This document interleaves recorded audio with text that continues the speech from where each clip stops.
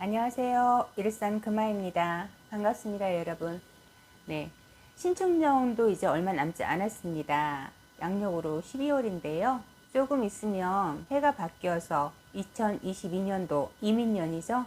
이민년에 나라의 운기는 어떨까 궁금하실 거예요.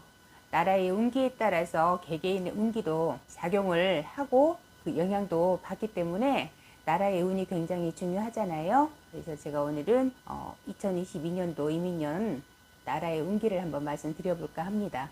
이민년의 운기로 봤을 때 제가 흑호의 해라고 말씀드렸잖아요. 정직한 기운을 가지고 있고 심판자의 성격을 가지고 있어요. 그러다 보니까 거짓과 진실에 대해서 좀 냉철한 그런 기운이라고 볼 수가 있는데요. 지금까지 여러 사건이나 그런 사고들도 많았었잖아요. 이민년에는 그 부분에 대해서 유효하지 않고 심판을 받는 그런 운이 조금 강한 편이에요. 그러다 보니까 거짓과 진실이 좀 이렇게 밝혀지고 정리정돈되는 그런 해이기도 하다, 그렇게 말씀드릴 수가 있을 것 같아요. 현재 코로나로 인해서 침체가 많이 되어 있잖아요. 이런 침체되었던 그런 기운들이 이민년에는 조금 활발하게 바뀌면서 좀 깨어나는 그런 기운이 있어요. 좀 변화 변동이 좀 많은 해다라고 말씀드릴 수도 있고요. 먼저 나라의 이런 기운들을 보면은 지금도 숨겨져 있던 것들이 밝혀지고 또 역시 숨기고 있고 그런 일들이 우리가 모르는 것들이 너무 많아요. 그렇죠? 그렇지만은 이민년으로 들어가면서부터 그 숨겨져 있던 비밀들, 비리들, 이런 것들이 세상에 노출이 되고 드러나게 되는 그런 상황들이 될 것이고요. 정치계에서는 우파, 좌파의 그런 분쟁이 더 많아질 거예요. 더 다툼이 더 많아지고 더 치열해질 것이다, 그렇게 보입니다. 나라가 시끄럽다, 나라가 조금 뒤집히겠다, 그런 느낌. 그래서 이제 국민들의 그런 불신도 더 많아질 것이고 나라를 믿지 못하는 그런 상황들까지 불신이 생기겠다, 그렇게 보여집니다. 어떻게 보면은 국민들과 정치하시는 분들, 정치인들과의 관계가 지금보다 더 신뢰가 깨진다, 그런 느낌이 많이 들어와요. 그런 일들이 많이 생기겠다, 그렇게도 보이고요.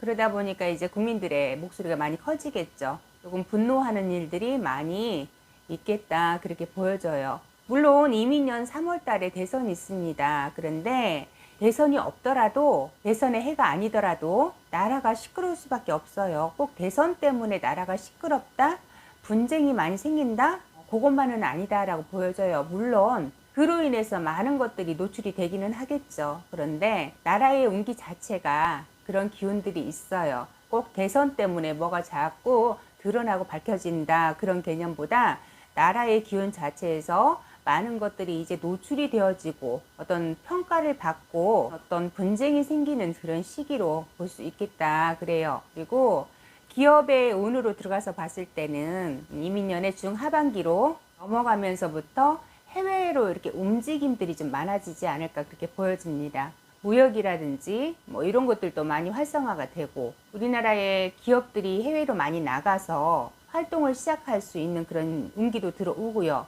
인력 또한도 해외로 많이 발을 넓히게 되는 그런 시기가 되지 않을까, 그렇게 봅니다. 국제적으로는 많이 성장하는 그런 이민년이 될 것 같아요. 물론 하반기부터.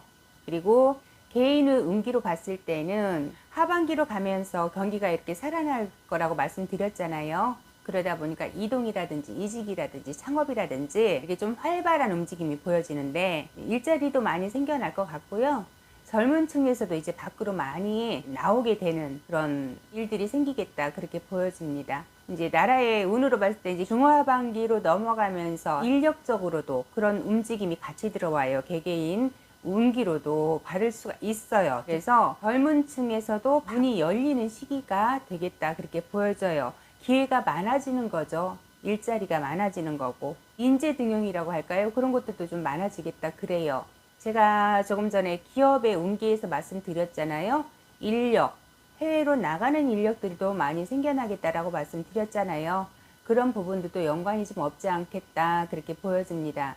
그래서 준비되신 분들, 그런 분들에게 기회가 많이 오겠다, 그래요. 그러니까 혹여라도 지금 준비를 하고 계시는 분들 계시면은 내년 상반기까지는 어느 정도 내가 자격을 조금 갖춰 놓으신다면 내년 중하반기 가면서부터는 취업의 문도 열리고 희망하시는 일자리도 잡을 수 있는 확률이 굉장히 높아질 수 있겠죠.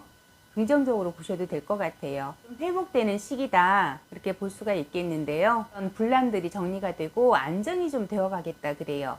약자들의 움직임이 조금 일어나기 시작하겠다 그렇게 보이기도 하고요. 중후반기가 지나서 7, 8월이 넘어가면서 억울했던 일들이 조금 풀리는 시기다. 그리고 후반기로 넘어가면서 좀 안정이 되어가는 시기다 그렇게 볼 수가 있는데, 중요한 거는 그 후반기에 조금 지혜롭게 넘기셔야 돼요. 이 후반기에 회복이 되지가 않으면 2023년도 개묘년까지도 제자리 걸음을 하겠죠.